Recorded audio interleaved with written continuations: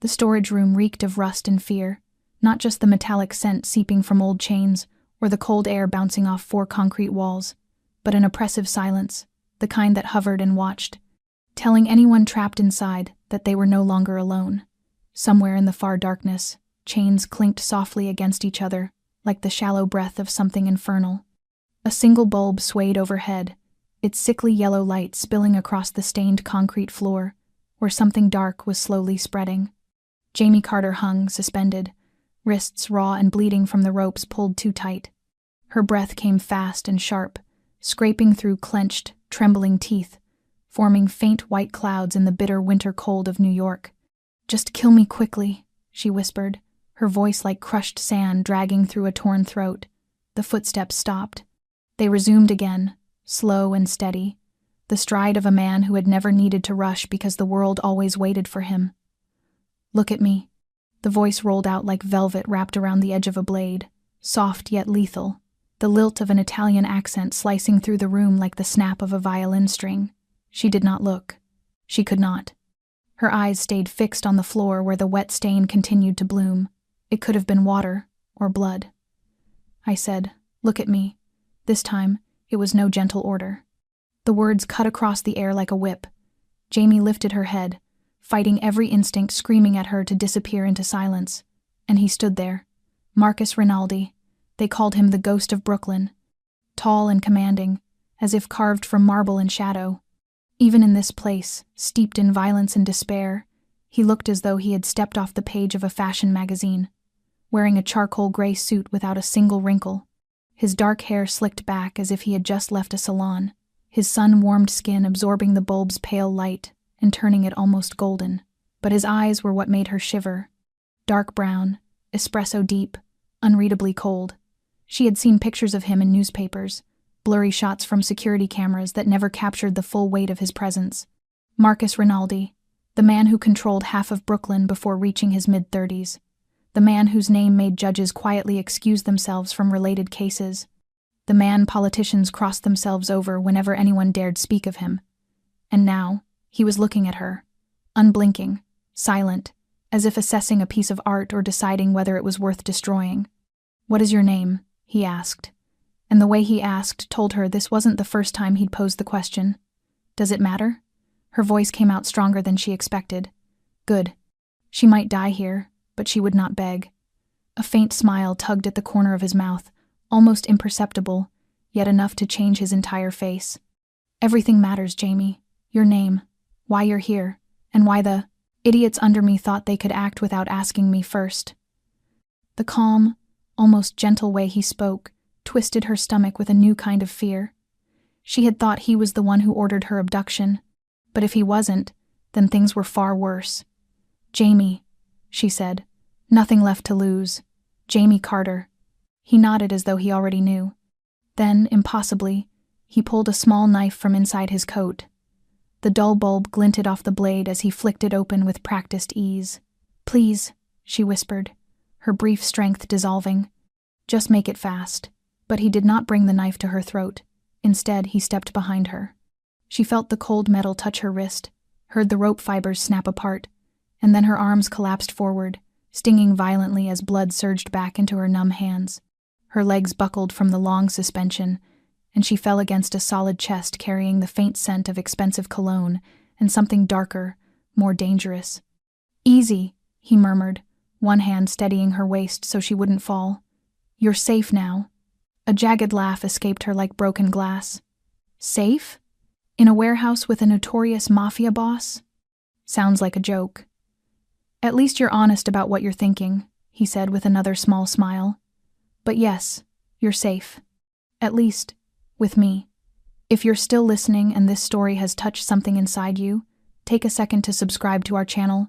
Like and share this video so we can keep bringing you heartfelt stories every single day.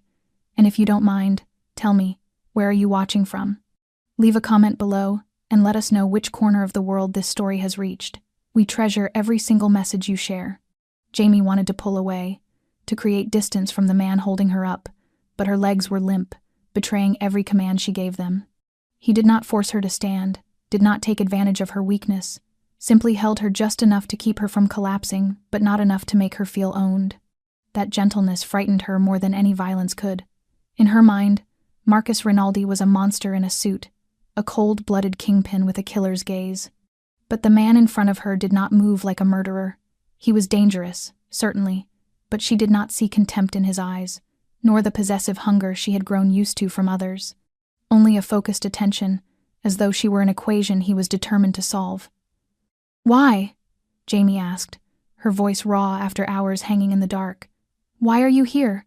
If you didn't order this, why save me?" Marcus exhaled softly, as if weighing his words like they mattered. "Because someone under me forgot something basic," he said, his gaze never leaving hers. "No one touches anyone in this city without my permission, especially those who carry the mark." Jamie blinked. "What? Mark?" Marcus did not answer immediately.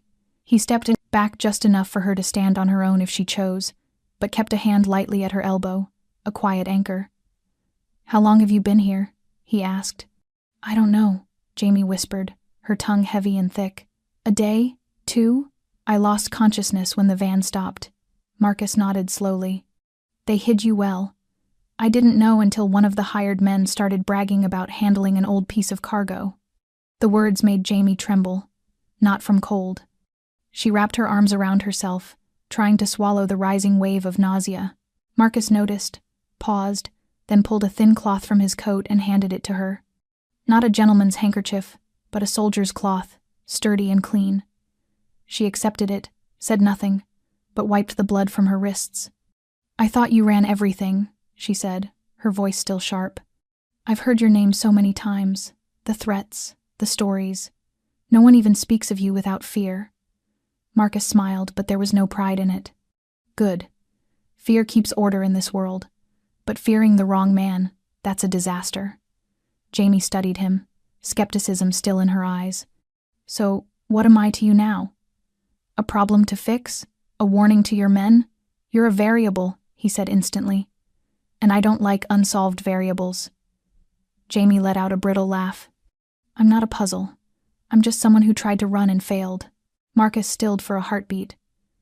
When he spoke again, his voice was quieter, low like wind slipping through a stone crevice.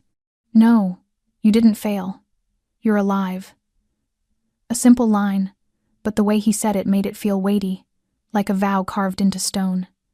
Jamie looked at him again, truly looked. He was still Marcus Rinaldi, the man Brooklyn feared. But in his eyes now, there was not only shadow. There was something that looked almost like anger, not at her, but at those who had done this to her, a dangerous, simmering fury too quiet to dismiss. Jamie realized, perhaps for the first time in years, that she was no longer alone in this nightmare. But she also knew that anything gained from a man like this came with a price. And that price, she still did not know. Jamie kept her eyes on Marcus's face, searching for something, some thin border between truth and deception, between protection and manipulation, but the only thing she found was a disquieting calm, as if he were used to being seen through but had never once been understood. She stepped back half a pace, just enough to create distance without escaping his presence. Marcus noticed the movement, said nothing, and simply drew the folding knife from his coat pocket. The blade snapped open with a sharp metallic click that cut through the silence, making Jamie's spine go rigid. She swallowed hard, her breath shallow and quickening.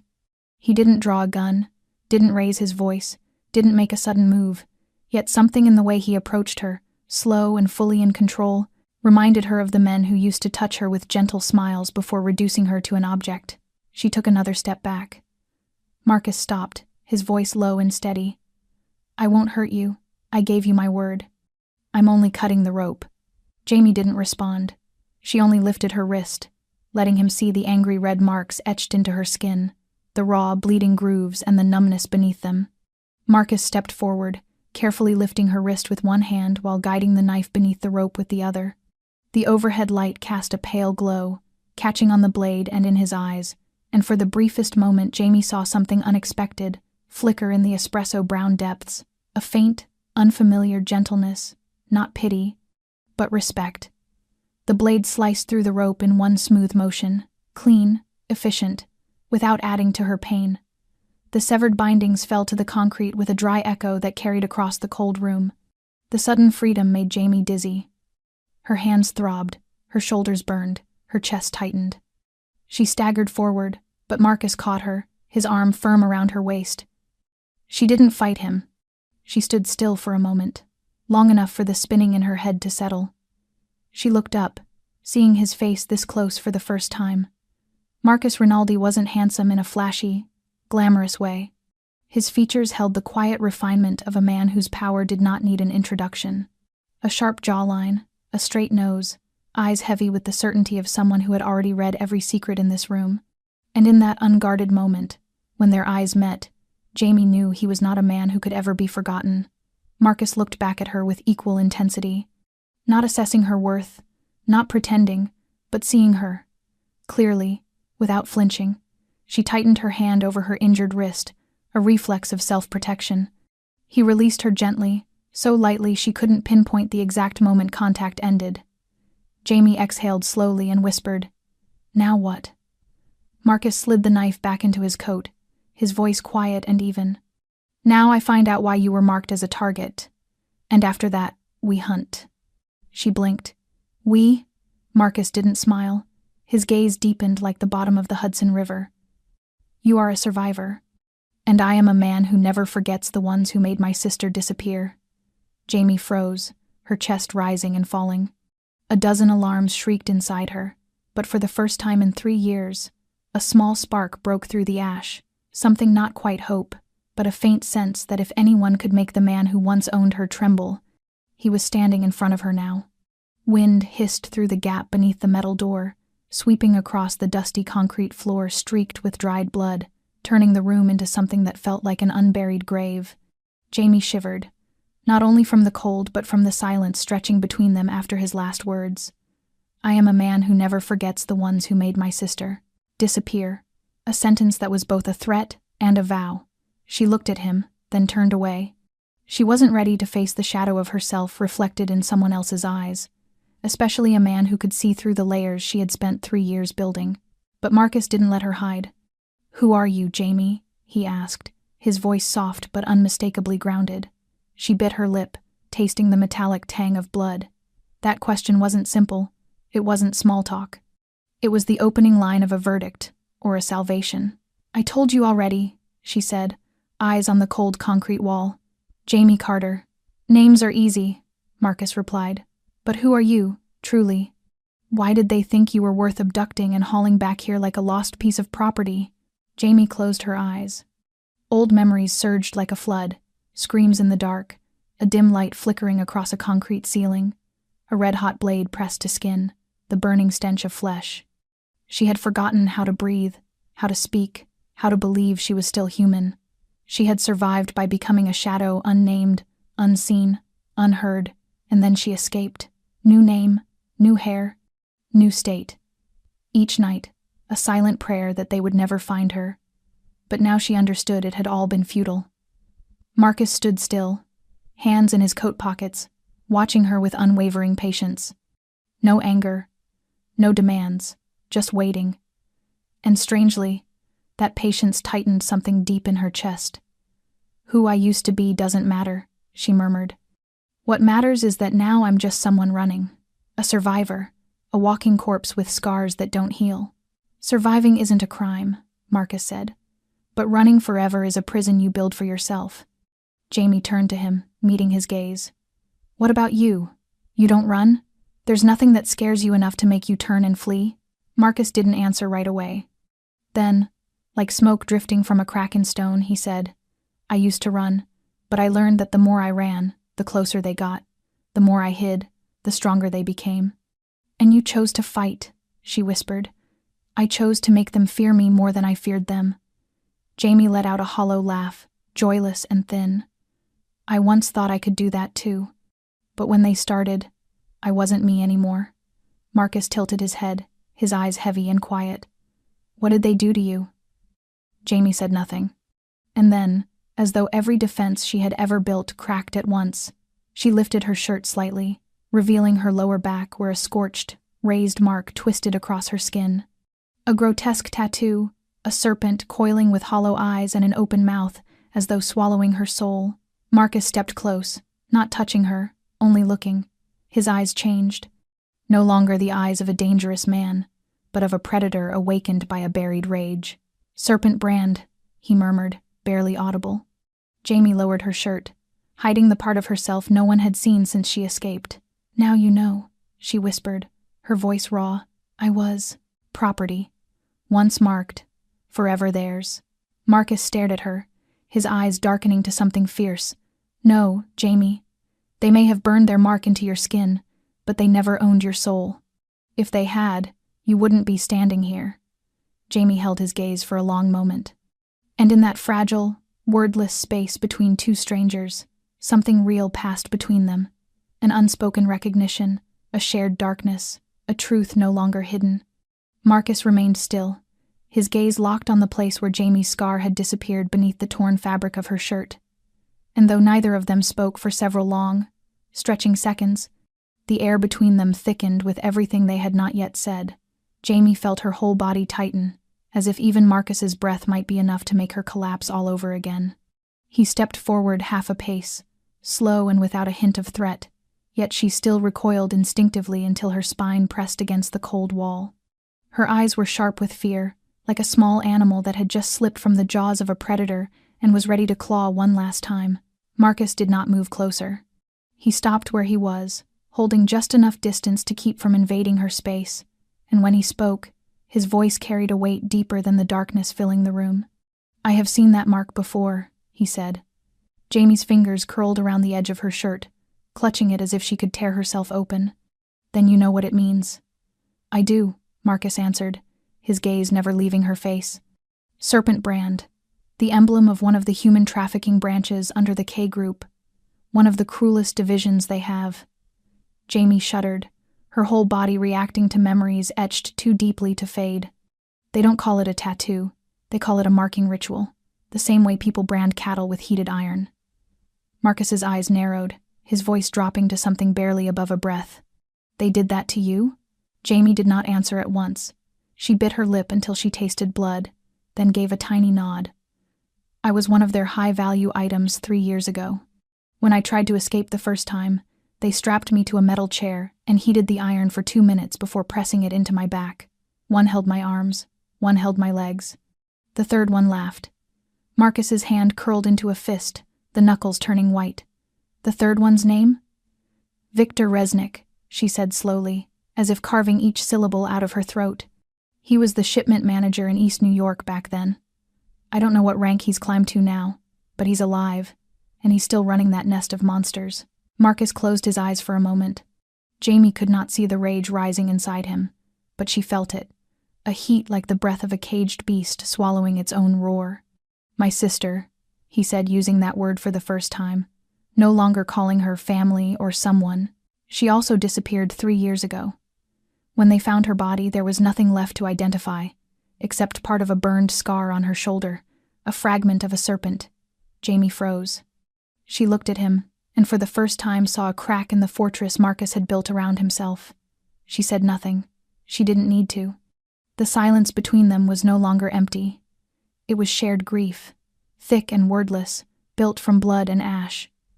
Marcus opened his eyes again, his gaze sharp as a blade. "That scar," he said, "is not shame. It is proof that you survived, that they did not kill you." Jamie shook her head, her eyes burning. "It is a sentence. It reminds me every morning that I was once turned into something less than human." Marcus stepped forward another half-pace, and this time she did not retreat.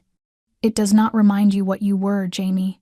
It reminds you that you broke the chains, that you are no longer their property." She looked up at him, and in his eyes she saw no pity, no soft consolation, only a controlled fury and a kind of respect she had not expected any human to offer her.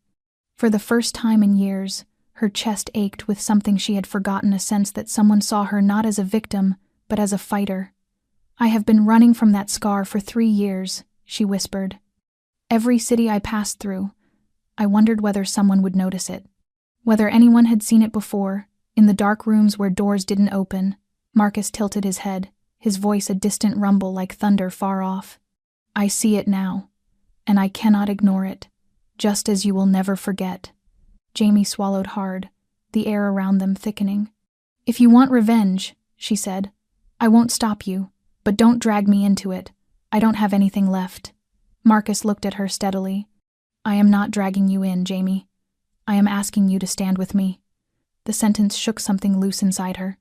After years of fleeing, someone dared to look at that scar, not to condemn her, not to pity her, but to declare that it could be the beginning of something else, not an ending, not a verdict, but a call to survival. Jamie went still, her lips pressed together to keep from reacting. She was not someone who sought justice, and she was certainly not someone who chased impossible battles. Yet Marcus's eyes were not like the voices that once lured her into hell. They did not demand. They did not claim. They were simply an open door. And what unsettled her most was that she didn't immediately turn away. Marcus took an unlit cigarette from his coat, rolling it between his fingers as though he needed something to keep his rage from splitting him open. His voice low and steady, not trembling, but with something cracked woven through the spaces between his words. My sister's name was Elena, he said, 6 years younger than me, old enough to paint her nails and slip love notes into shoeboxes and believe the world would be gentle if she was gentle first. She always thought I was a hero. Jamie didn't interrupt. She stood as still as if any movement might shatter his story and send it scattering into dust. Elena disappeared one August afternoon. She was walking home from summer class. The distance was only 3 blocks, full of sunlight and bus engines, but no one saw her after the corner turn. Marcus paused, gripping the cigarette, his eyes darkening as if staring straight through time. 3 days later, a warehouse on the outskirts of Newark was found. The smell inside forced the firefighters to wear full masks. There were 4 bodies, 3 unidentifiable. The 4th was confirmed by a broken half of a gold necklace, identical to the piece I kept. Jamie felt her stomach clench. The details didn't need description. The images bloomed in her mind as if sketched in blood. On her shoulder they found part of the serpent brand. I don't know how they took her, or why. She wasn't reckless. She wasn't mixed up in anything dangerous. Maybe it was just easy, convenient. Maybe it was because she was my sister. Jamie inhaled sharply, the pain in his voice slicing into her like shards of glass. Marcus didn't need to shout or weep. His silence weighed heavier than any outburst. I killed 3 men afterward, he said. Not the ones who did it, only the ones closest to her that I could find. But none of them were connected to Victor. He was smarter than all of them. He vanished the moment things heated up. Jamie clenched her fists. Victor. His name had been the shadow at her back for 3 years, and now she learned he was also the demon haunting the man in front of her. Something thin and fragile felt like it was tying their ruined lives together. Marcus lit the cigarette but didn't smoke it, letting the flame burn for a moment before pressing it out with his fingers. No flinching. No reaction. The pain had become a habit. I swore that if I ever had the chance, I would erase that rotten network from the map, he murmured. Every last one of them. I am not the police. I don't need evidence. I only need names. Jamie said nothing, but her heartbeat quickened, because for the first time, the broken pieces inside her began to shift in the same direction as someone else. Not toward revenge, toward an ending. Jamie did not know who spoke first. It might have been her. It might have been him. Or perhaps the silence that had stretched too long had transformed into a language that required no words at all. But when their eyes met again, what quietly rippled through the air was no longer suspicion or hurt. It was something unfamiliar yet unmistakably real. Alliance. She exhaled softly. You said if you ever had the chance, you would wipe them out. Marcus nodded. And now I'm standing in front of a chance. Jamie stayed silent. She knew whatever he said next would change everything, that if she nodded, there would be no turning back. But she also knew that if she walked away now, the scar on her back would never again be just a scar. It would become the mark of surrender. I have a network, people, resources, intelligence, Marcus said slowly, his voice low as night water. I can track down every link in the K-group chain, but I don't know how they think. You do. Jamie did not deny it.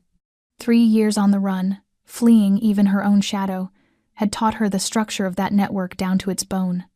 The code words they used, their transport routes, their silent language. She didn't need a map. They had carved themselves into her memory, corner by corner. "I'm not someone you can trust," she murmured. "I lied to a lot of people to stay alive." Marcus didn't blink. "Then now is the time to use that survival to make them pay. I don't want to kill anyone." "Good," he said, without a trace of mockery. "You don't need to kill. You only need to point. Tell me which door to break, which man to take, which artery in their operation is the one that bleeds." Jamie leaned against the wall, exhausted yet thinking faster than she had in 3 years. "What if I told you I could lead you to one of their incoming shipment points?" Marcus looked at her the way a man looks when he already knows the answer, from the moment he sees the scar on a woman's back. "Then I gather my people," he said. "No questions. No trials." Jamie lifted her gaze, her eyes no longer uncertain but sharpened by something colder.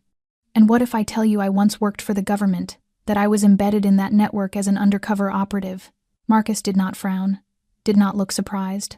He simply studied her, as though the final pieces of a puzzle were falling into place on their own. "You're not an operative anymore," he said. "No. Not since they pulled out of the mission and left me behind. I'm nothing now." "Then now you are simply yourself."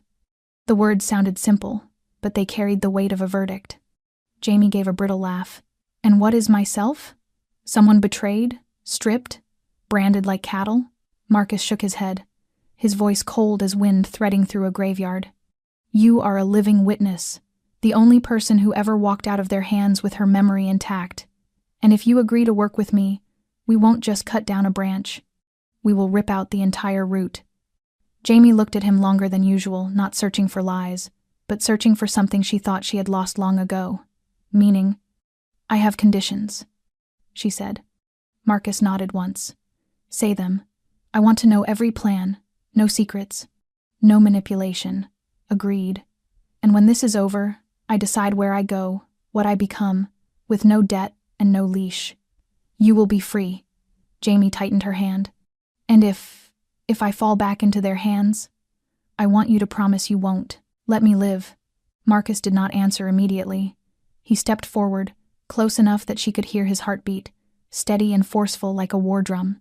"I promise," he said, voice deep and certain. "But I also promise this. I will not let that happen." Jamie nodded without another word. In that moment, in a freezing warehouse with 2 people who believed they had nothing left to lose, a pact was forged. No paper, no lawyers, no witnesses, only 2 scars, and a promise. The warehouse was so silent Jamie could hear the whisper of her own clothing as she turned. The agreement was set, but both of them understood there was no room for mistakes now. She looked at Marcus under the dim overhead bulb, which cast his face half in light, half in shadow, as if mirroring the nature that lived inside him. She once thought she knew what survival meant, but standing here now, she understood something new. Survival wasn't merely breathing, it was knowing what price she was willing to pay to finally be free. Marcus pulled a small device from his coat and set it on a rotting wooden crate, a voice recorder.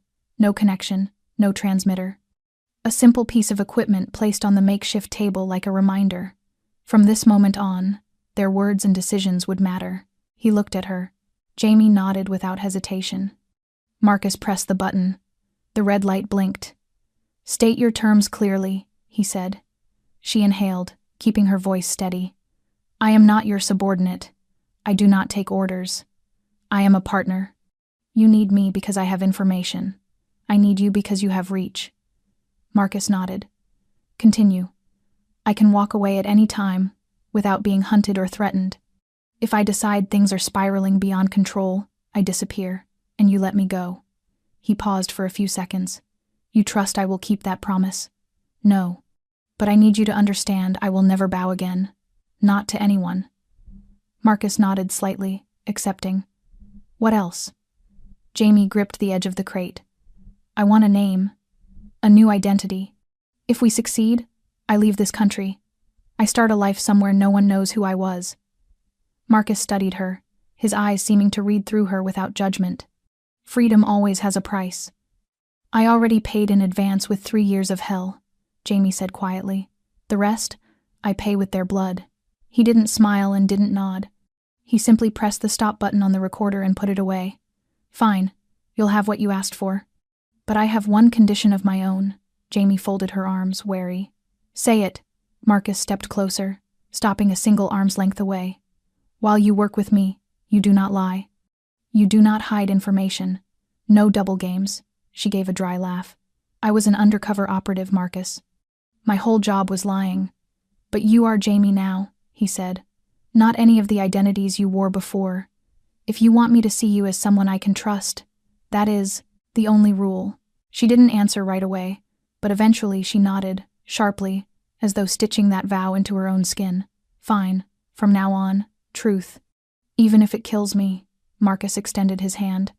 Not the cold clasp of a Mafia deal, not the blood-slick grip of men who traded in pain, just a hand offered between two people who had lost everything and were now wagering what little remained on a nameless war. Jamie stared at that hand for one brief moment. Then she placed hers into it. The grip was firm, warm, steady. It was not the beginning of a plan. It was a commitment. And the first marker of freedom, whatever the cost might be. As their hands parted, Marcus turned toward the rusted warehouse door, pushing it open with his shoulder to let the faint light of the first dawn after a long night spill in. Jamie followed him, each step pushing her further from her old nightmare and closer to a battle she never imagined she would choose to return to. But this time, she was not prey. In the back lot, a black SUV waited. Inside, an Asian man sat behind the wheel, dressed plainly but carrying an alert sharpness in his eyes. Marcus nodded toward him, then looked back at Jamie. This is Lee. Trust him.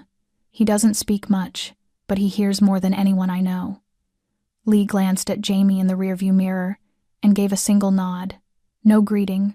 None needed. The car pulled away from the abandoned industrial block. They drove in silence for nearly half an hour before Jamie spoke. I know a place, she said. Not where they are, but where their couriers used to stop. An old car wash in the southern Bronx. It used to be a drop point for Victor's group. If it's still active, there will be signs. Marcus didn't ask how she knew. He simply turned to Lee. Take us there. 5 minutes later, they stopped a block away, hiding behind an abandoned delivery truck. Jamie crouched low, eyes trained on the lot in front of the decrepit car wash. Everything looked quiet, too quiet, she signaled Marcus.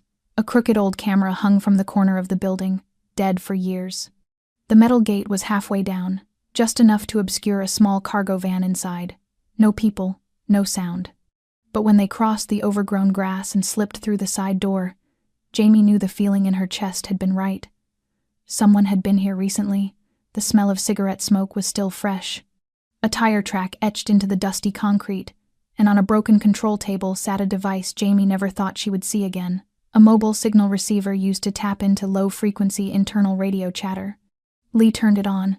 Static screeched for a few seconds before a voice bled through, warped by interference but unmistakably real. You sure that girl ain't dead? I hate when the product runs before we pull the chip. A man's voice, Eastern European, followed by another man's dry, cruel laugh. If she was dead, I'd have dumped her body by the dead docks. But Victor wants her kept.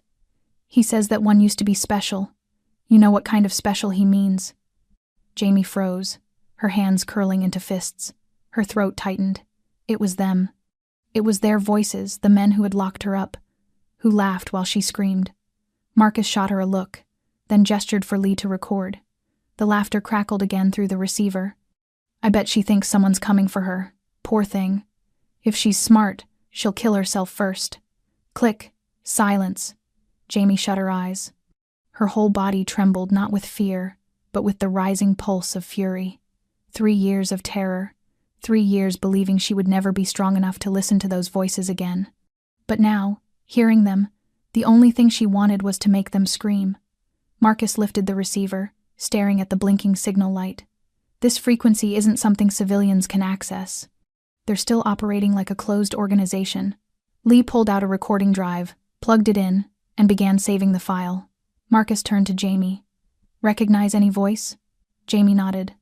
The one who laughed first is Anton Resnick. He used to handle transport in eastern Queens. The other one? I'm not sure. Maybe Luka or Petrov. I need to hear more. Marcus placed a hand on her shoulder, not gripping, just present. You will hear more, I promise. But for now we go back, prepare the next step. Jamie didn't answer. But in her eyes, for the first time in years, there was something besides fear. A flame. And that flame had just been fed by the voice of a man who once believed she would never dare return. Back at Marcus's temporary base in Long Island City, Jamie stood before a wall-sized map covered in markings, strings, and grainy black and white printouts. Lee was scanning the low-frequency signal they had pulled from the car wash, while Marcus watched in silence from behind her, his sharp gaze sketching out an entire movement pattern inside his mind. Jamie pointed to a red dot on the map, marked as Warehouse 17, near the old rail line in eastern Queens. Her voice was steady. This is where Anton used to stop when he handled the east sector. If they're still following the old structure, this is likely a transfer or storage site. Marcus nodded and signaled for Lee to prep the team. No police, no federal agents. This was a raid done Marcus's way. Quiet, precise, and leaving no one breathing if they chose to fight back. That night, clouds smothered the sky. A thin rain fell, turning the pavement into a blurred mirror of streetlights, as if ghosts were waiting beneath the surface. 4 black SUVs running without headlights rolled to a halt in the decaying industrial zone, where rusted containers and crumbling buildings stood like relics from a forgotten era of freight and steel. Dressed in black, Jamie blended into the formation like a piece of moving shadow. Her heartbeat was slow and deep, not from fear but from something close to reclaiming a piece of herself. Lee signaled with his hand. Marcus took point. The team split into 3 groups, circling the warehouse. Jamie and Marcus moved along the side route, where an old metal door hung chained with a rusted lock. A soft click, and the lock fell away. No alarm, no reaction, only the cold, oil-stained air slipping out from the darkness within. Inside, the warehouse was black as ink, save for a few thin shafts of light dripping through the high ceiling. A delivery truck sat in the middle, and beside it were 3 men loading crates. One of them was Anton Resnick. Jamie recognized him instantly, the same fitted clothes, the same neat haircut, the same crooked grin that looked like he was sneering at the world itself. Marcus raised his hand and pressed his thumb down twice. The signal. 3 seconds later, the main doors crashed open. Lee's team stormed in from both sides. Shouts erupted. Flashlights exploded into light. One of the men reached for a gun but dropped dead before his fingers touched the trigger. Anton spun to run toward the back exit and froze. Jamie was standing in the narrow passage, a Glock leveled at his chest. His eyes flickered surprise, then recognition. His mouth opened, but before he could form a single word, Marcus's voice sliced the air from behind her, cold as steel. "Don't waste breath. He's yours." Jamie stepped forward, each step anchored and controlled. Anton gave a strained laugh. "Didn't think you were still alive." Her voice cut through him like a blade slicing paper. "You should have known the day you let me escape." He glanced around, realizing he was surrounded. He dropped his gun slowly and raised his hands. "I know what you want.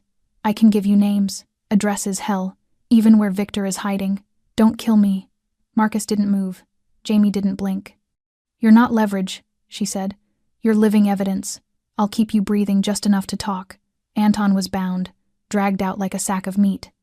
A few others were taken alive. The rest lay motionless on the concrete floor. The entire raid lasted fewer than 8 minutes. But for Jamie, those 8 minutes were an entire lifetime turning over to a new page. When they stepped out of the warehouse, heavy rain began to fall. Jamie lifted her face, letting the icy drops run down her skin.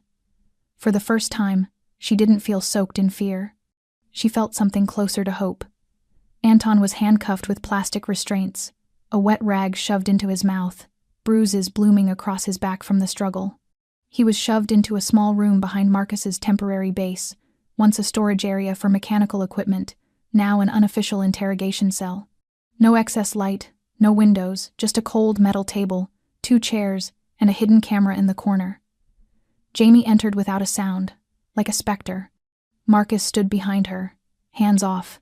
He knew this confrontation wasn't his. This was the moment Jamie had to face the darkest part of her memory. She looked at Anton, the man who had once been her nightmare made flesh. He panted through clenched teeth, his eyes flickering between fear and arrogance. She pulled the rag from his mouth, not fast, not slow. Anton spat water onto the floor and gave a crooked smile. "I know you won't kill me. You need me."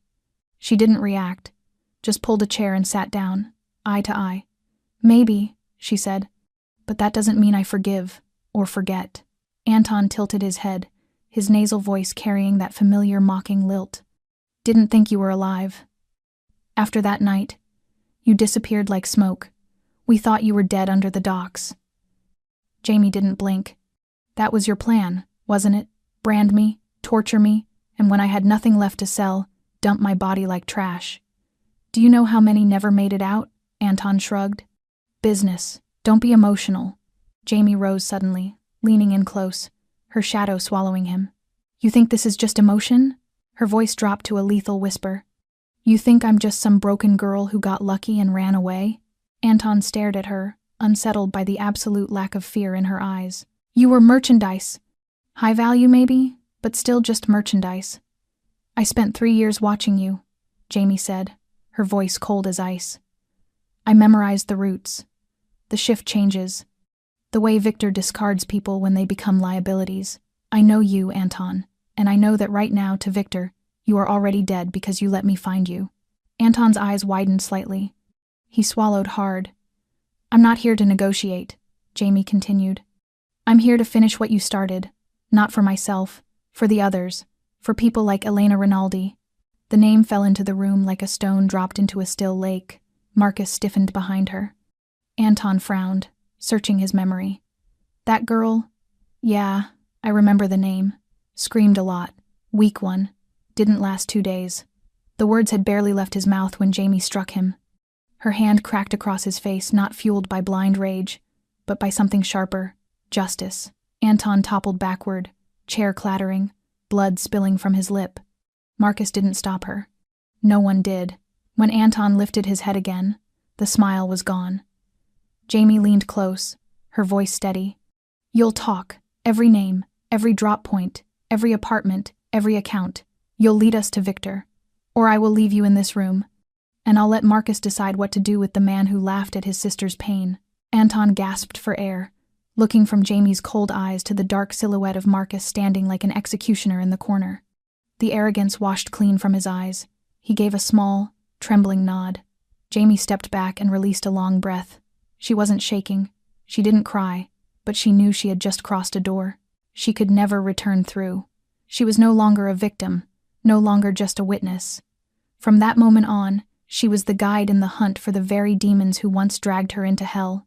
Marcus stood before the metal board where the map had been pinned, his finger tracing the routes leading toward the southern piers of Brooklyn, stopping precisely at a red mark, Pier 17. A receiving point abandoned after a massive storm a decade ago, a place without modern security systems, erased from the city's tax records, and therefore perfect for human traffickers to conduct business away from anyone's eyes. Anton had talked after hours locked in a freezing room, his pulse slowing under the influence of neuroblocking drugs and relentless psychological pressure, stammering that Victor would be there at midnight on Friday to meet a middleman from Europe with a new shipment. Jamie stood behind Marcus, listening to every word repeated back, feeling her skin turn cold as if brushed by sea wind, while her heartbeat thudded slow, steady, and heavy, like a drum announcing something larger drawing near. Lee moved around the room, checking each headset, each rice grain-sized tracker, each gun clean to a shine with no trace of oil. In his hand was the personnel list for that night, no more than 10 people, all handpicked by Marcus, all carrying blood debts against K Group, people who had lost family, people who had lived on the edge of the law, but had never once betrayed trust. Marcus didn't need numbers.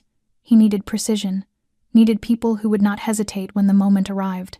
Jamie stepped closer to the map, her eyes landing on the container yard behind the main warehouse, the place where she remembered seeing Victor walk out of a cold metal room, holding a cup of hot coffee and laughing as if savoring someone's pain behind a closed door. She pointed to it, describing each of Victor's steps, each spot where guards usually lingered to smoke, each narrow space in the sheet metal roofing one could climb through without being seen. Marcus didn't ask how she remembered so clearly. He simply looked at her and nodded once, as if confirming she was now an essential part of this plan. That night, the sky was the color of poured concrete, and the wind coming off the water was so cold it made the spine tremble. Unmarked vehicles were scattered around the pier, quiet and unremarkable. Everyone wore black, earpieces pressed tight, silencers strapped to their backs along with high-dose sedative injectors.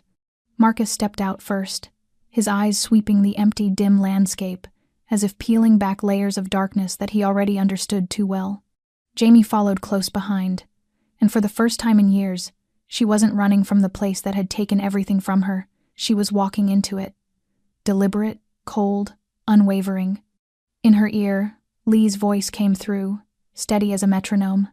The West group was in position. The East group was awaiting signal. Marcus made a small motion with his hand, and silence fell over all of them. Time stretched so tight it almost choked. Then an engine roared in the distance. Headlights cut through the thin veil of mist, illuminating the containers. The back door of a large truck swung open. A man in a long coat stepped out, hands in his pockets. With a gait so familiar, Jamie's hand tightened involuntarily. Victor Resnick, the man who had started everything, who had laughed at her pain, and at Elena's materialized like a ghost, stepping out of reality. Marcus tilted his head slightly, eyes never leaving the target, and then he spoke one word: begin. Victor walked out from behind the truck with the confidence of a man arriving at a boardroom meeting rather than an illegal exchange in the dead of night. He wore a long, silver-gray leather coat, the high collar hiding half his face, but his eyes were unmistakable, cold, sharp, like metal honed by years spent among blood and screams. Jamie crouched behind a container barely 20 meters away, every muscle coiled like a bowstring pulled to its limit. Her hand hovered near the trigger, but her gaze was locked entirely on him. He was speaking to another man, likely the European middleman Anton had mentioned. His voice carried just enough for the recording device hidden in the overhead lamppost to capture it clearly. "You're late. I don't like waiting." The other man's voice was low and foreign, tinged with the Balkans. There were complications. "Where's the sample?" Victor gave a soft laugh, and Jamie watched his head turn toward the eastern corner of the yard, where a steel door cracked open. From the darkness, two men dragged out a young woman, hands bound, mouth gagged, hair tangled, eyes wide with terror. She couldn't have been older than 20, and Jamie felt her throat close. A replica. A memory resurrected.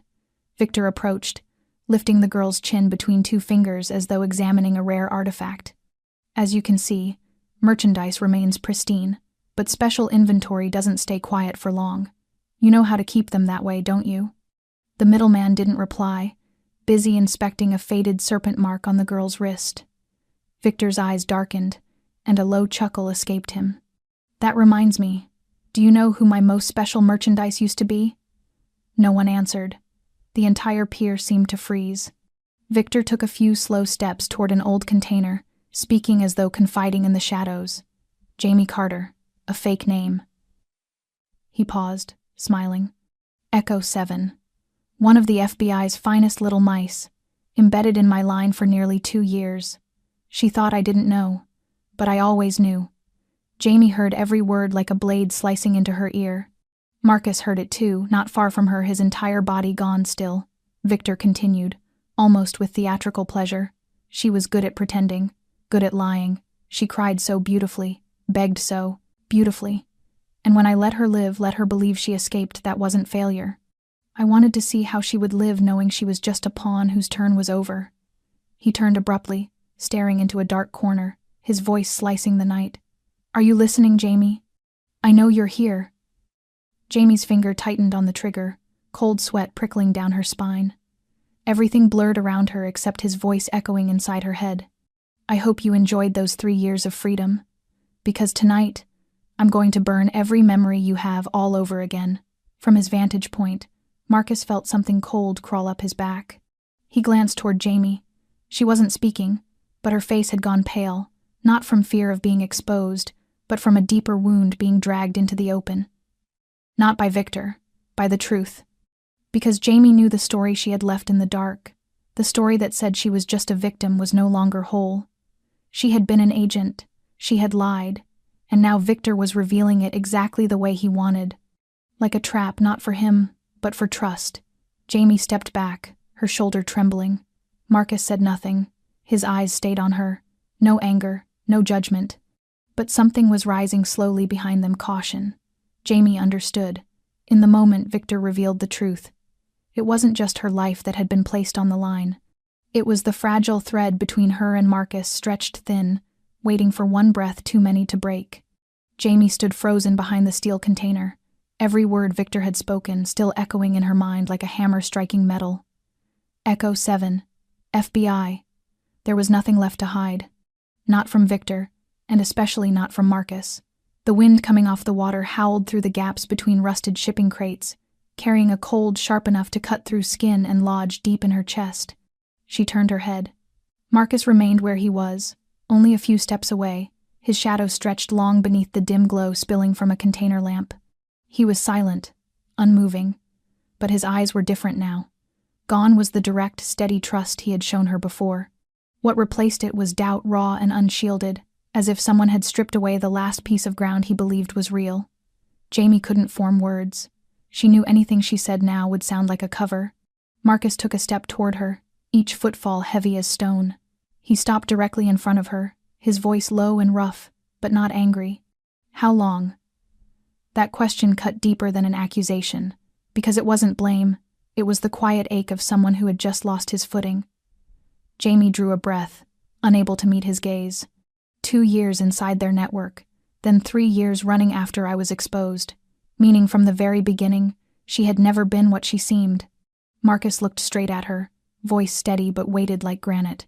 So back at the warehouse, when I found you, when you collapsed and told me to finish it, all of that, was it real? Or just part of another performance? Jamie finally lifted her head and looked at him without shields. I wasn't acting. Not then. Not when you cut the ropes. But I couldn't tell you the truth. Because I knew if I did, you would never take me with you. Marcus didn't answer. He turned away, eyes drifting toward Victor, still speaking casually with the broker as if he controlled the entire night. Do you know what I hate most? He said softly. Not liars.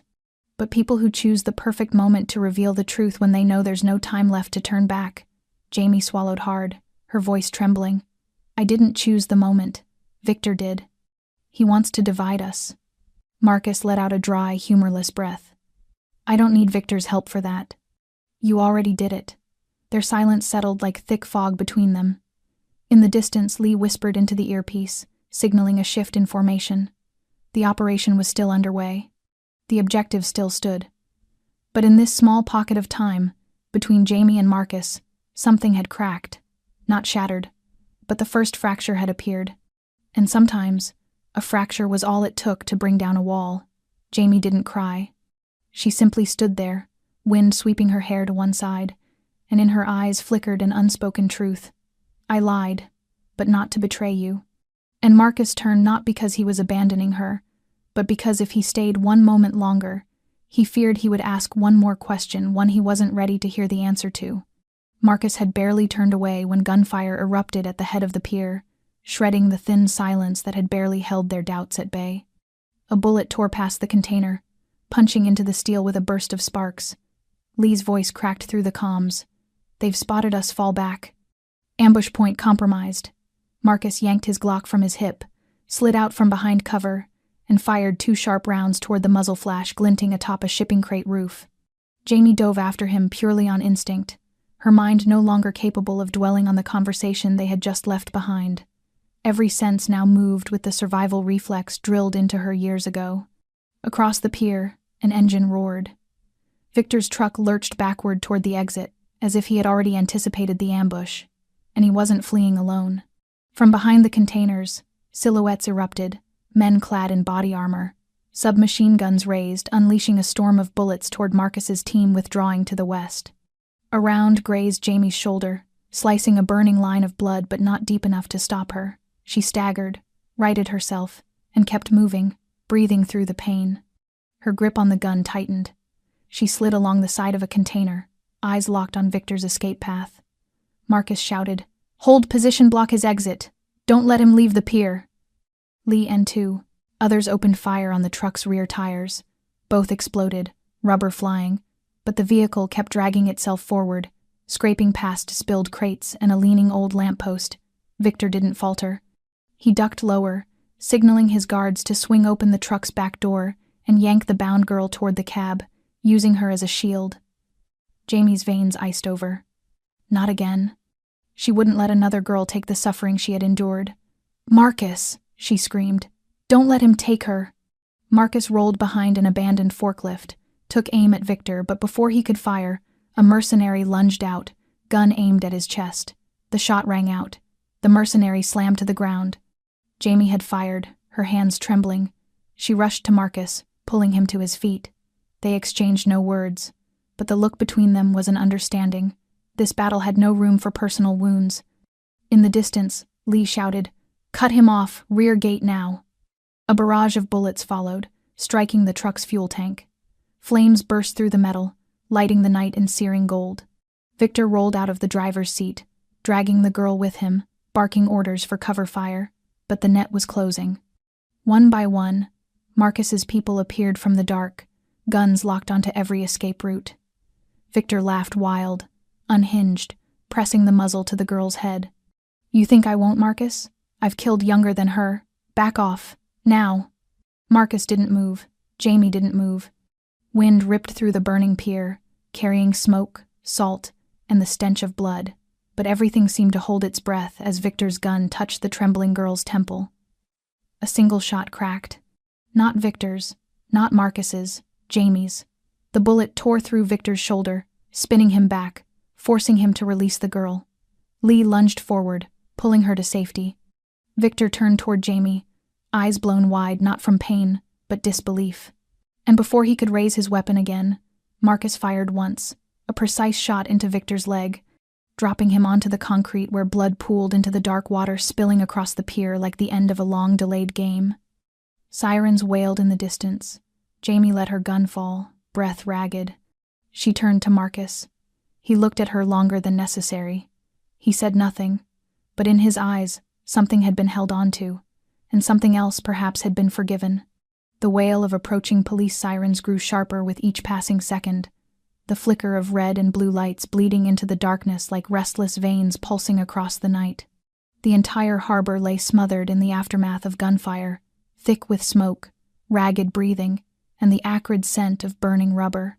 Victor was still on the ground, his leg torn open by the bullet, blood soaking through his leather jacket. Yet he was alive, conscious, and his eyes still carried that stubborn glint, the look of a man who believed this wasn't the end. Jamie stood only a few steps from Marcus, her pulse still racing from the final shot she had fired. But she was no longer trembling, no longer retreating. She was no longer the woman who had once been chained to a warehouse beam, begging for death. She had just saved Marcus's life, and more than that, she had saved herself from reliving the nightmare that had once swallowed her whole. Marcus moved toward Victor, about to signal Lee to restrain him, when a sudden noise rang out from atop the nearby container. Jamie snapped her head upward, her heart seizing as she spotted the silhouette of a surviving sniper taking aim at Marcus from only a few dozen meters away. No one else reacted in time, no one except her. Instinct overtook thought. Jamie lunged forward, slamming into Marcus and shoving him aside, both of them hitting the hard concrete just as the bullet tore into the steel behind them, sparks exploding like fireflies. Pain shot through Jamie's shoulder as they fell, but she held on to Marcus, shielding him with her body. When he lifted his head, he saw her eyes on him, not the eyes of someone who needed saving, but of someone prepared to sacrifice without hesitation. Marcus pushed her aside, rising sharply just as Lee and the rest of the team opened fire on the rooftop. The sniper was hit, tumbling off the container in a heavy, final thud against the concrete below. Silence swept over the pier again, broken only by the rapid thud of Jamie's heartbeat hammering against her ribs. Marcus knelt beside her, and for the first time there was no distance in his gaze. Why? The question needed no long explanation. Her breath trembled, warm and shallow, with blood still trickling from her earlier wound. "Because I don't owe you," she whispered. "I chose to. Not because of the past, not to make up for anything, but because I want to protect what's left." Marcus held her gaze for a long moment before offering his hand, pulling her to her feet. That hand felt warm and steady, just like the night he had freed her in that dark warehouse. But this time, neither of them was bound. Neither of them was a victim. They stood amid smoke, spent shells, and the ruin of impossible choices, but they had survived it together. Jamie turned toward Victor, now tightly bound, his face pinched with pain, yet turned away from her as their eyes met. His power was gone, his voice silenced. His ending was not death but utter helplessness.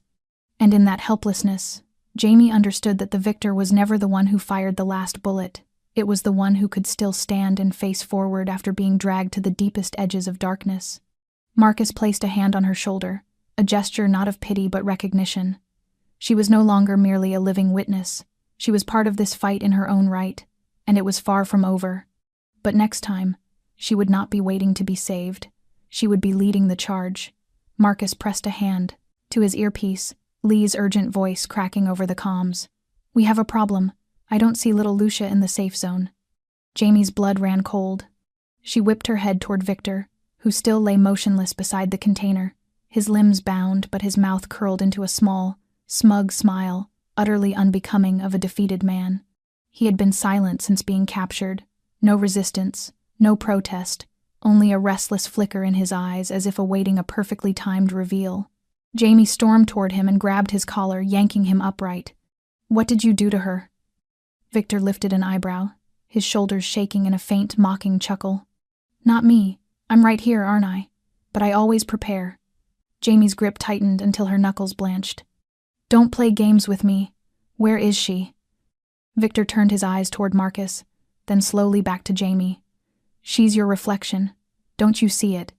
The eyes, the anger, the fear tucked away beneath it.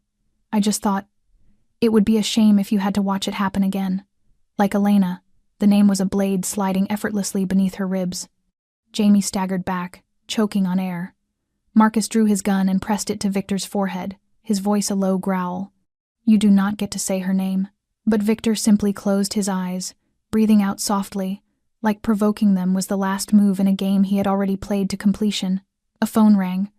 The device in Victor's coat pocket buzzed violently. Lee snatched it and glanced at the screen.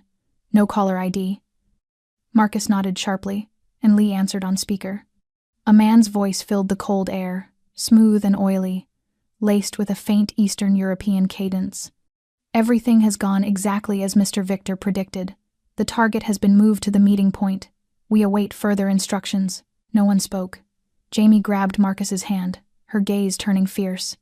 "We cannot let them take Lucia away. I'm going." Marcus hesitated, his voice rough. "Jamie, if it's a trap, if they're trying to pull you out where we can't protect you." She nodded. "Maybe they are. But I'm the only one they want to talk to. I used to be a pawn. Now I'll use that to end this game." A set of coordinates pinged to the phone, pointing toward a remote section of forest in northern New Jersey, over an hour's drive away. They split up. Marcus assigned Lee and 2 others to accompany Jamie, while he stayed behind to secure Victor and ensure nothing slipped through the cracks. The road to the meeting point narrowed into a single track, surrounded by dense pine trees, the wind dragging long, haunting whispers through the branches. Jamie stepped out of the vehicle, her gun hidden beneath her coat, her eyes sweeping the shadows. Ahead stood an old wooden cabin, its door slightly ajar, a dim pool of amber light spilling from within. She entered cautiously, her heart pounding. Inside, little Lucia sat on a chair, her hands loosely bound, her mouth uncovered, her wide eyes reflecting both fear and relief. Standing behind her was a broad-shouldered man whose face she did not recognize, yet the way his hand rested on Lucia's shoulder made it unmistakably clear he was more than a guard. He smiled, his manner gentle as though this were a simple negotiation. "Jamie Carter, or perhaps I should call you Agent Echo 7. We want to make a deal." Jamie tightened her grip, her voice a blade. "Give me the girl. If you don't, I will make sure none of you walk out of here whole." The man chuckled softly. "No need for threats. We have no interest in keeping the child. But Victor, he wanted you to see your own helplessness. Wanted to know if you could save someone a second time, or fail again, like with Elena." Jamie stepped closer, her gaze burning. "I'm not who I used to be." The man nodded, his eyes gleaming with something almost like respect. "I know. And that is why we'll give you a chance. 1 bullet, 1 target. If you shoot me before I pull the trigger, the child lives. If not, then history repeats." The game began. Jamie drew a slow breath, reaching behind her. No trembling, no doubt. She had survived the worst, and now she would end it, once and for all. Jamie stood motionless inside the cold, breathless wooden cabin, each tick from the old wall clock echoing like a countdown on Lucia's fragile life. The little girl sat frozen on the chair, her wide, terrified eyes locked onto Jamie, as if clinging to the last thread of hope she could find. The man behind her wore a faint smile, his hand resting lightly on the grip of the gun at his hip, a gesture that did nothing to hide the ease with which he was prepared to pull the trigger. Every escape route flickered through Jamie's mind and died just as quickly. The distance between her and the man was too small, the risk too heavy. One wrong move, one nervous twitch, and Lucia would never take another breath. Jamie drew in another long, steadying breath, her hands slowly lifting, her gaze never leaving the girl's. "I didn't come here to play games with a child's life. I came here to end this." The man raised an eyebrow, a brief flicker of surprise crossing his features before he let out a soft laugh. "So you choose surrender. How humane." Jamie nodded, her voice low and unwavering. "Yes, I surrender. Let the girl go and I'll accept whatever you want. I came unarmed." "You can check." The man signaled with his eyes, and another figure stepped through the back door, moving toward Jamie, searching every layer of her clothing, every finger, every scar. No gun, no recording device, no backup plan. Jamie was completely bare. The man's smile widened. A once famous agent handing herself over like this. Victor will enjoy hearing about it. He tilted his head toward Lucia. "All right, one life for one life. I keep my word. Lucia, you may go." But no one stepped forward. No one loosened the ropes. Jamie frowned. "You said she was free?" The man nodded. "Correct, but you forget one thing. Freedom is never free." He drew his gun suddenly, not at Jamie but toward the door. In that split second, Jamie saw the back door crack open, and Marcus's familiar eyes glint in the darkness as he raised 3 fingers. 3 seconds. Jamie understood instantly, and she moved. She let her body drop to the floor as if fainting from fear, the man chuckling as he stepped closer to check. But the door burst open, and a gunshot cracked through the cabin, the first bullet tearing into the man's shoulder and dropping him instantly, his weapon skittering across the floor. Jamie rolled aside, sprang up, and the thin blade she had hidden in her waistband flashed as she hurled it toward the second man, rushing in through the left window, the blade sinking into his wrist and knocking the gun from his hand. Marcus stormed in behind her, firing without hesitation, 3 sharp shots dropping the remaining men reaching for their weapons. Amid the chaos, Jamie raced to Lucia, slicing through the ropes and pulling the trembling girl close, shielding her small head with her body as the final bullets echoed through the rotting cabin walls. Then silence. Heavy, trembling silence broken only by ragged breaths, the fading stench of gunpowder, the faint char of splintered wood, and the frantic beating inside Jamie's chest as she whispered to Lucia that it was over. Marcus approached slowly, taking in the scene before him, his eyes lingering on Jamie, who had willingly surrendered her life for a child, then weaponized that surrender into the perfect strike. He said nothing, merely retrieved the discarded gun and swept the room methodically to ensure no threat remained. Jamie lifted her head, her eyes meeting his in wordless understanding. A single nod passed between them. No thanks needed, no explanation owed, only recognition. She had changed. She was no longer Echo 7, no longer the broken captive begging for death. She was the woman who saved this child because she chose to, and for Marcus, that was the woman he could trust.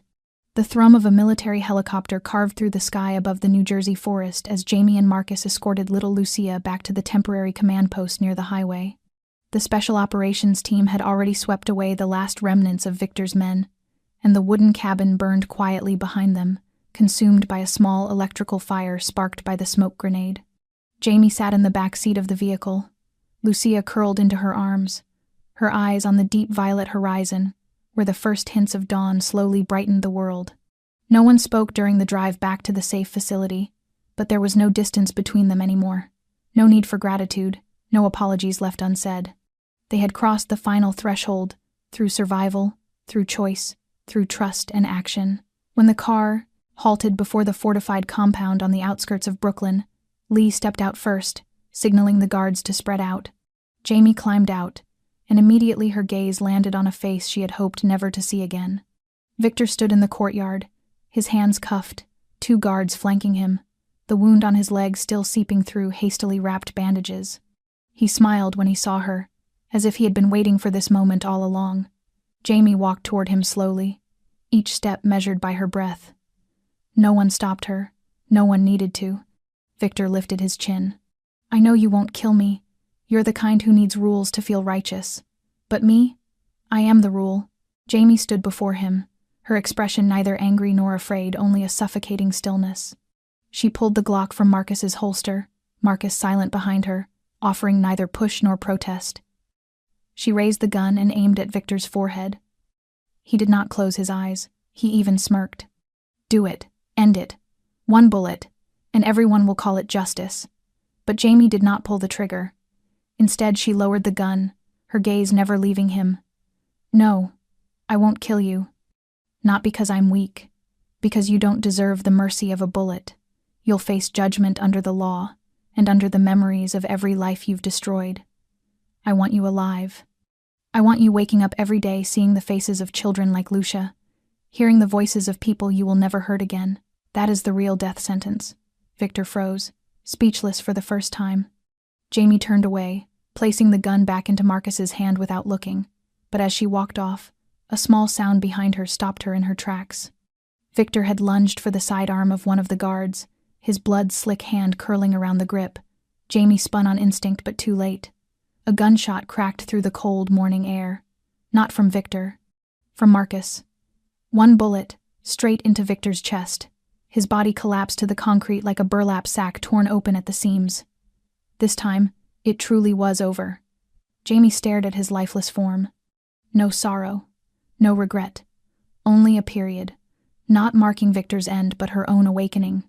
Echo 7 was gone, buried with the man who once believed he could control her life. But Jamie Carter remained.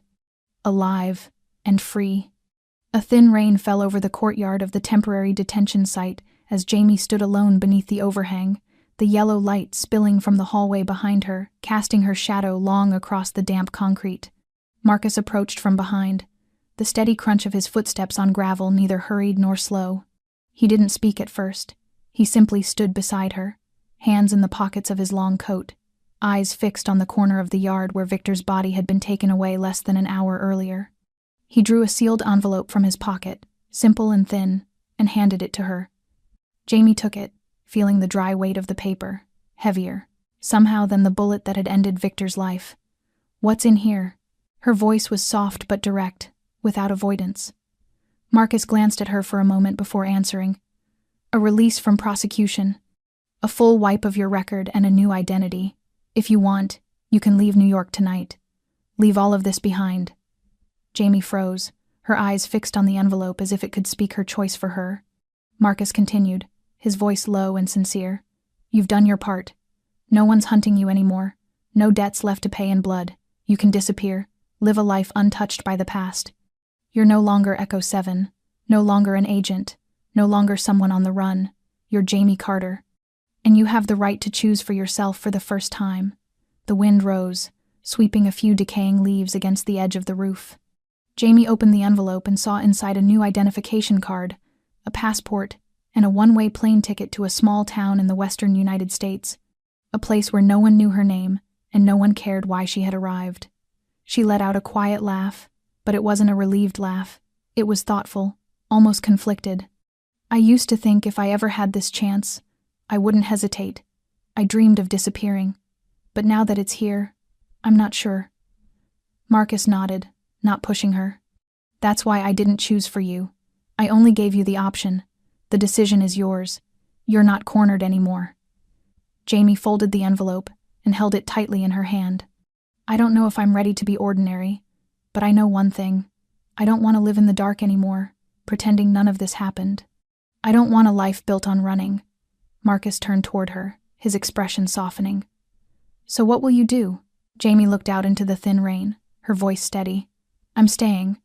I owe something to the dead and to the living. I want to end this, not just for myself, but for Elena and for every victim. I want to use the truth to change something. If anyone knows what it's like to lose everything, it's me. Marcus didn't answer, but he nodded. In that nod lay agreement, and a deep respect that required no words. No one was forcing her. No one was binding her. Just two people standing side by side, and a decision born out of freedom. She didn't need to run. She would walk forward. And this time, under the name she had reclaimed with blood and courage, Jamie Carter, not Echo, not anymore. Jamie sat alone by the window of the small room above the temporary headquarters, the streetlight filtering through frosted glass casting a pale stripe of brightness across her cheek. Outside, the city refused to sleep. The streets glimmered faintly, cars moved like fragments of unfinished memories. She held the new identification card in her hand, the face of the woman she could become printed on its surface, though inside she still felt like Jamie Carter, with all her fractures unhealed. She turned the card over and over as if hoping it could show her the future in its cold letters. Freedom. What did that word taste like? She had once believed freedom meant leaving everything behind, disappearing into silence, becoming someone no one spoke of again. But now, with Victor gone and the shadows receding, she finally understood that freedom wasn't walking away from everything, it was having the courage to face everything without fear. Freedom didn't come from escape, but from choosing the road ahead, and she had chosen to stay, to face the past, to rebuild from the wreckage, rather than cover it with a new name. But alongside freedom came something heavier: debt.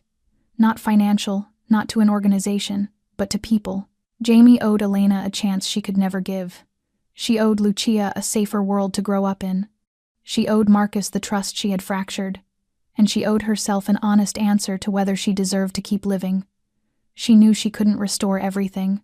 She couldn't bring back the dead or erase what she had done as Echo 7, but she could turn mistakes into resolve and pain into purpose.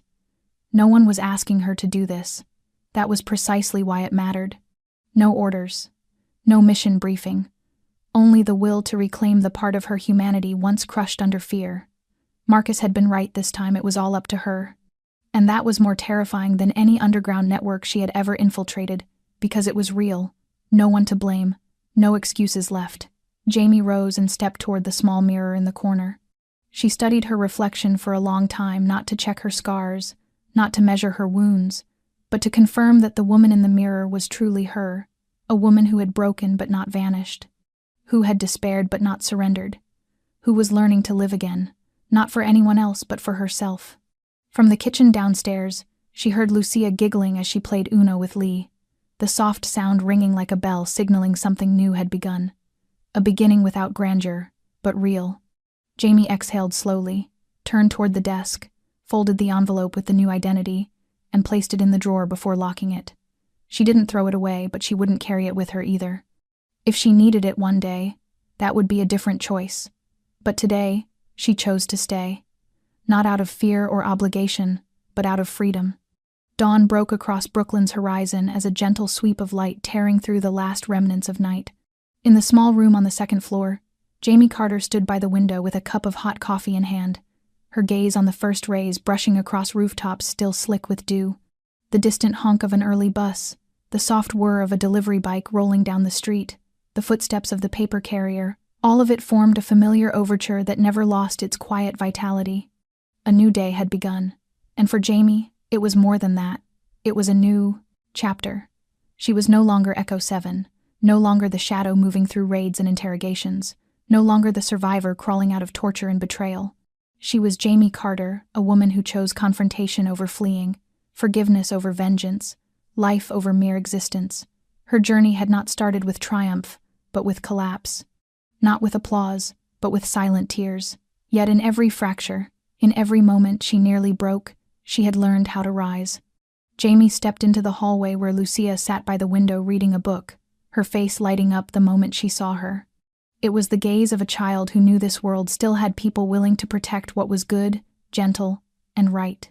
Jamie smiled and sat beside her, saying nothing, simply sharing a peaceful moment after too much storm.